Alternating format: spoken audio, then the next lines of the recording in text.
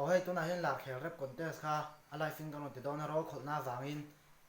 sauna ma du tu sang lo lai de te om dona ama sain im hriat thiam na karon ngen ani a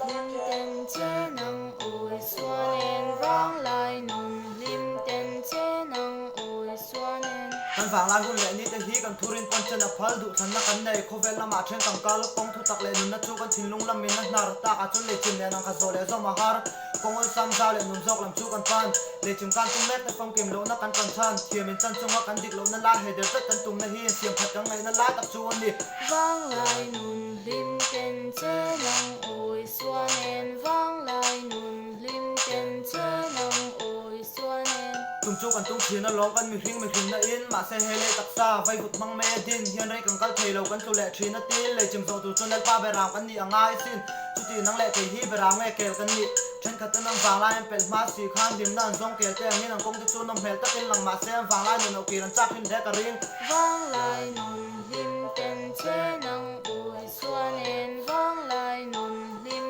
ten che nang oi suanen tiang thilan ton mek lai chun nang le ke zong le rong bowling kan lo be dong to pon the hun le na tal kan nei lom ti te kan khat lai ni kan jing sun yang kho ral me lo ti na hiak hung zuin ti hian in phil lon to wang la li suwa zara chu kan tril thon lo wang lim na lung oi na thamon na le kan dam chung ma mo min pe do na ni ti hi thai ngil lo wang vang lai nun lim ten che nang oi suanen vang lai nun lim ten che nang oi suanen